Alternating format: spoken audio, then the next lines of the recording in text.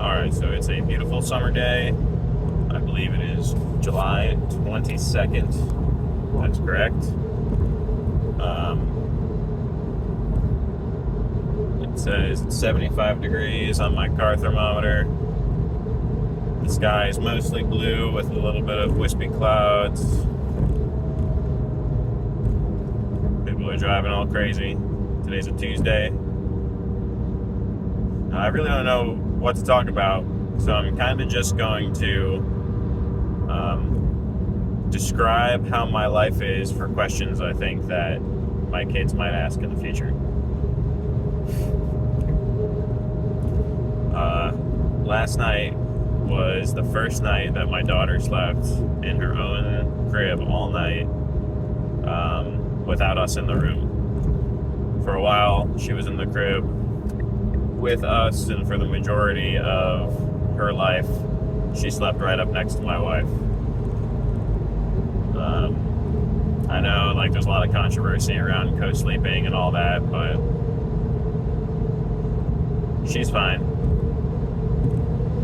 Except that it's very hard to get her down to sleep. It's really her biggest issue and the most difficult part about raising her. Everything else has been really wonderful and not difficult at all. She's not a very difficult baby. I want her to know, even with her fighting her sleep, it's been such a joy to be her parent and to get to raise her. And, my first baby, my life completely changed when she was born. I was so happy to hear that my wife was pregnant. I know my wife was a little nervous, and I was so happy when she was born, and every day with her, she's always smiling, she's always laughing, she loves jokes. It's funny because even when she was barely a year old, she knew when to laugh at jokes, not because she understood the joke itself, but just because she knew the timing. And first, she probably just started laughing when me and her mom would laugh, but there's a lot of jokes that I tell my wife that she doesn't laugh at, but I do the setup and the punchline, and she laughs whether she knows what I'm talking about or not. And everyone always comments on how sweet she is and how beautiful she is and how polite she is. And, I don't want to say oh, you don't see how she is when I try to put her down, because I really think that she just has such a joy for life and such a fear of missing out and wanting to be involved. And I was telling my wife last night, she woke up about 3 o'clock in the morning and we put her back down in the crib, and she still slept the night in the crib.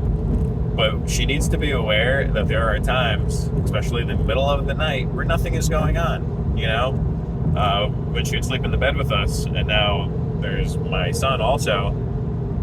She would just wake up and sit upright and just howl quietly, and she's obviously exhausted, obviously isn't going to benefit from doing anything other than just laying back down and closing her eyes and going to sleep, but still sees us, has to do the bare minimum that she can, make a noise. And as she's gotten more faculties and more tools and hit more milestones, she'll start counting, she'll start saying everything that she can see, she'll start naming random animals and colors, letters, just going through the alphabet. If anything, she's trained herself on her alphabet and her counting and shapes and colors just to fight her sleep. It's hilarious. But we're making some serious progress finally. My wife has always been worried about traumatizing her, and obviously I worry about those things too.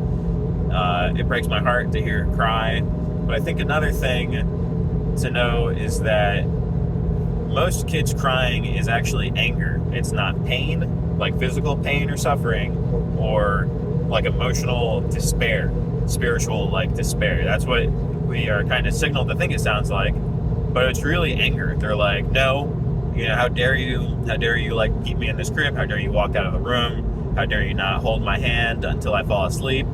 And at a certain point, none of those things are sustainable or beneficial to the child. She needs to know that sometimes I got to get ready for work. Her mom has to feed our other child. And you got to do it in a way that kind of minimizes any jealousy or anger towards the siblings. Because like I said in one of my earlier videos, one of my main goals for my life is to see that my children love each other and that they stay together throughout their lives and their children's children and so on forever and ever. Like, I feel like that's a really good goal to kind of guide your decisions around and focus on making that happen. But yeah, the fighting sleep, man. My wife, she is really trying, and we're making progress these last couple days. But my daughter sees her as the one she can get away with stuff with. And I really don't want to come off as like, you have to go into this sociopathic zone when you're disciplining your children. But I have gotten my daughter down a handful of times. Obviously, it's usually been my wife doing it. But when I've had to do it, maybe 3 or 4 times over the course of her life. And one time I was holding her and she was, pointing at everything, trying to talk, kind of leaning on me, rubbing her eyes, tired. And then I laid down in the bed, holding her sideways, facing me. And she threw hands, like kicked me in the ribs, punched me in the face. Obviously, she's just a little baby. But like, she made some good contact, and it hurts on the eyes and the lips, and I just had no reaction, and I was just like, wow, okay, but not even. I was just, like, we're still going to sleep. I don't think I even said anything. I just like maintained eye contact and just a calm facial expression, and she was just like, oh, okay, well, that didn't get me anywhere. Interesting. No reaction at all. And she's like, kind of defeated, kind of just like a little bummed out. She'll be like, oh, well, I guess I'll just be tired. And then they get comfortable and they go to sleep. And you want to make that transition as quickly and cleanly as possible.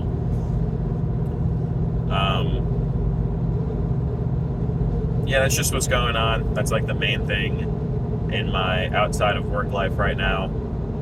I took some time to watch some videos on electronics this morning while me and my wife were juggling the kids.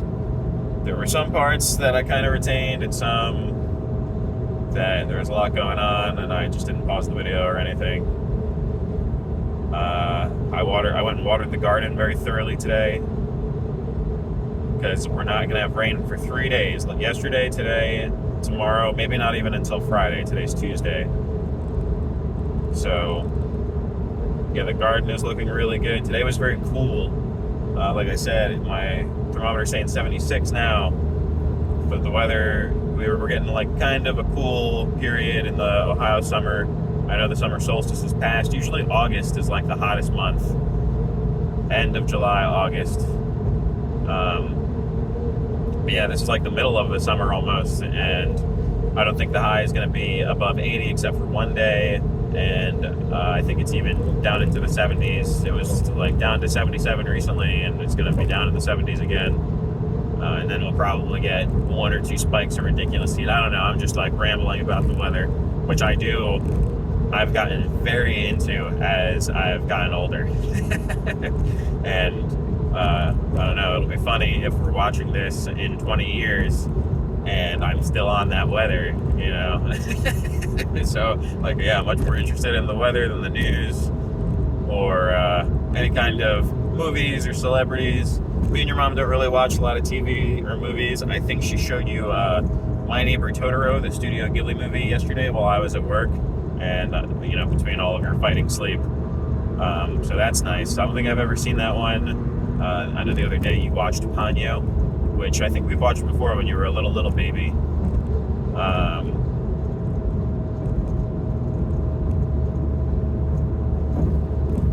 Yeah. I really wanted to get outside more this summer. I was in the garden a lot, which, is always nice. But it's strange when you get into the winter, especially in northern places like Ohio, where it's like 5 months long with no leaves on the trees. In that time, you really start to ask yourself, like, what did I do during the summer? Like, did I take advantage of it as much as I should have. I really wish I spent more time in the nice weather when the sun was out and kind of charged my batteries more for this long period of just gray and brown and cold and difficult living, difficult being outside and enjoying yourself. And yeah, this year I'm probably going to look back, all my memories of being outside are going to be in the garden. We did walk the towpath trail a little bit for about 3 miles right before Ernesto was born, my son. It's kind of try to get the process going on him being born. My champion of a seemingly 10-month pregnant wife. So that's nice. I did actually get bearings on my skateboard. I went and I got like 3 skateboards for $60 off Facebook Marketplace.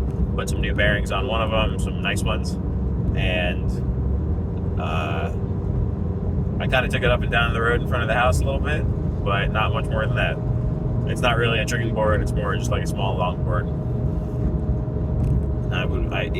Okay, so if it's July, July's almost over. We got 1 week left in July. And then we have August. So I really only have like 40 days of warm, like guaranteed warm weather left. So yeah, this is what I usually think about, like on my way to and from work, is like, okay, aside from all the stuff I need to get done, what am I going to do for fun? I would really like to take my skateboard down to the neighboring town, and there is some trails and stuff too that I could just kind of cruise around on, but it's just having the time. I like to kind of just take it to the beer store and then skate back with a little bit of beer, just to kind of have a mission and objective.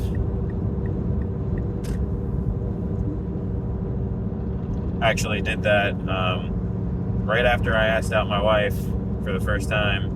The restaurant that she worked at was just one road down from my apartment, not even like a full block, like it was on the road, down the road. And I skated down there after I had given her my number, and I didn't even know she was already like fired at the time, just to kind of like look in and see if she was there. I obviously couldn't see anything from across the road, but I was hoping maybe she'd like see me and remember and be like, maybe I should consider asking this guy out. And she did end up calling me, thankfully. That's a whole story. Like it was really threading the needle, meeting my wife and getting married and everything. And now we have 2 beautiful children, and things are looking pretty good. But that's like a whole video.